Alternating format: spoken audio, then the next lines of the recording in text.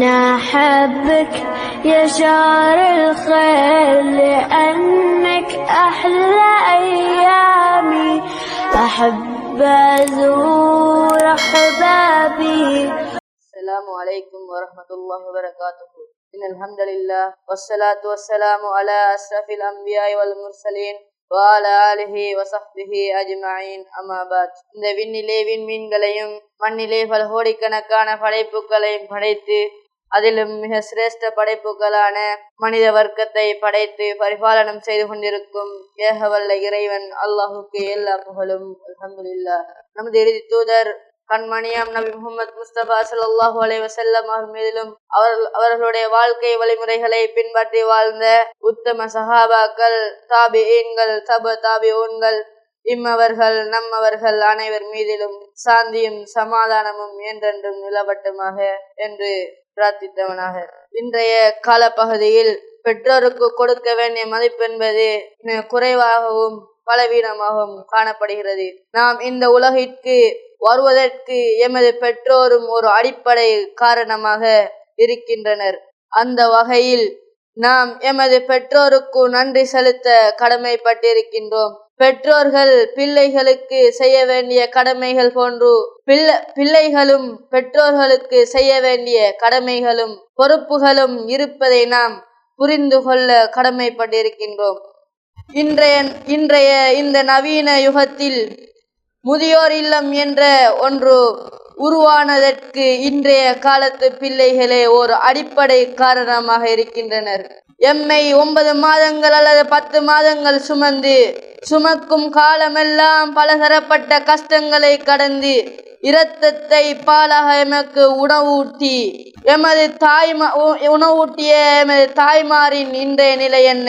அதே போன்று எமது கைபிடித்து நடைபயின்று வியர்வை சிந்தி தன் பிள்ளைகளின் கல்விக்காக பலதரப்பட்ட கஷ்டங்களையும் இன்னல்களையும் பல ஏச்சுக்களையும் பேச்சுக்களையும் சித்திரவதைகளையும் கடந்து வியர்வை சிந்தி எம்மை ஆளாக்கி அறிவு கண் திறந்த எமது தந்தைமாரின் இன்றைய நிலை என்ன? எமது தந்தைமாரின் இன்றைய நிலை என்ன? இதற்கும் மேலாக தாம் பெற்றெடுத்த குழந்தைகள் மீது ஒரு ஈ அல்லது எறும்பு அருகில் வருவதை கூட விரும்பாத பெற்றோரை இன்றைய காலத்து பிள்ளைகள் ஈவிரக்கமின்றி விரட்டுகின்றனர். அந்த நேரத்தில் அவர்களுடைய மனம் என்ன பாடுபடும் என்பதை கொஞ்சம் சிந்தித்து பாருங்கள். அன்புக்குரிய இஸ்லாமிய சகோதரர்களே, என்னுடைய மகன் அல்லது மகள் அவர்களை எந்த ஒரு தீங்கும் அண்டிவிடக் கூடாது என்று பார்த்து வளர்த்த என் மகன் மகள் அவர்கள் கஷ்டப்படக்கூடாது என்பதற்காக அவர்களுடைய கஷ்டங்களை எல்லாம் என்னுடைய கஷ்டங்களாக எடுத்துக்கொண்டு சதா நேரமும் அவர்களை சந்தோஷமாக இருக்க வைத்தேனே. யாருக்காகவும் எதற்காகவும் அவர்களை ஒருபோதும் விட்டு கொடுத்ததில்லையே. அப்படியாப்பட்ட என்னை இன்று அவர்களுடைய சுய சேவைக்காகவும் சுய விருப்பத்திற்காகவும் விரட்டுகின்றார்களே. என்னுடைய இந்த முதிய வயதில் முடியாத நிலையில் நான் எங்கு போவேன்? என் பிள்ளையை தவிர என்னை வேறு யாரு நன்றாக பார்த்து கொள்வார்கள் என்று நான் என் பிள்ளையோடு இருப்பதை தவிர வேறு என்ன சந்தோஷமும் நிம்மதியும் எனக்கு இருக்கின்றது? என்னுடைய இந்த ஆசையையும் மன வேதனையையும் இவர்கள் புரிந்து கொள்ள மாட்டார்களா என்று அவர்களுடைய மனம் ஏங்காதா? சற்று சிந்தித்து பாருங்கள் இஸ்லாமிய உறவுகளே, அல்லாஹ்வின் நல்லடியார்களே. ஆக பிள்ளைகள் பெற்றோருடன் நல்ல முறையில் நடந்து கொள்ள வேண்டும். அவர்களின் மனம் நோகும்படி நடந்து கொள்ள கூடாது. மாறாக அவர்களை நல்ல முறையில் கவனித்து அவர்களுடன் நல்ல முறையில் நடந்து கொள்ள வேண்டும். عن أبي هريرة رضي الله عنه قال رسول الله صلى الله عليه وسلم رغم أنف ثم رغم أنف ثم رغم أنف من أدرك الله أدرك أبويه عند الكبر أحدهما أو كلاهما لم يدخل الجنة முஸ்லிம். அபூ ஹுரைரா ரலியல்லாஹு அன்ஹு அவர்கள் அறிவிக்கின்றார்கள், நபி ஸல்லல்லாஹு அலைஹி வஸல்லம் அவர்கள் கூறியதாக, எங்களில் ஒருவரிடத்தில் வயது முதிர்ந்த பெற்றோர் ஒருவரே அல்லது இருவரே இருந்தும் அவர்கள் மூலம் சுவர்க்கம் நுழைய முடியாது விட்டவன் நாசமாகட்டுமாக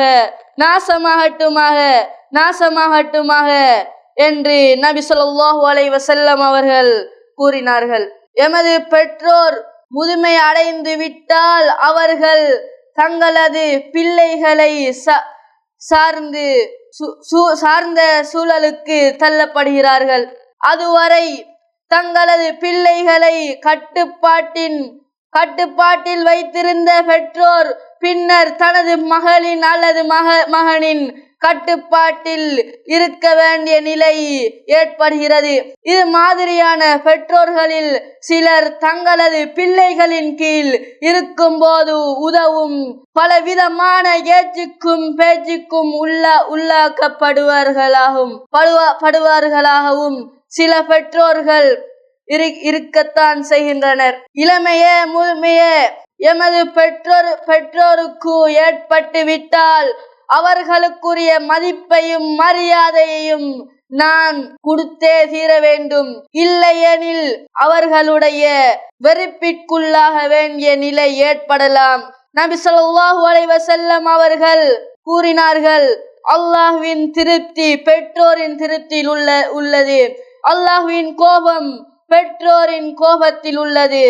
எனவேதான் யாரெல்லாம் தங்களது பெற்றோர்களுடன் நல்ல முறையில் நடந்து கொள்ளவில்லையோ அவர்கள் அத்தனை பேரும் திருந்தி இன்ஷா அல்லாஹ் இதன் பிறகு திருந்தி பெற்றோருக்கு பணிவிடை செய்யக்கூடிய பிள்ளைகளாக மாற எல்லாம் வல்ல அல்லாஹ் அருள் புரிவானாக. எனது உரையை முடித்துக் கொள்கிறேன். வாஹிர தௌவானா அனில் ஹம்துலில்லாஹி ரப்பில் ஆலமீன்.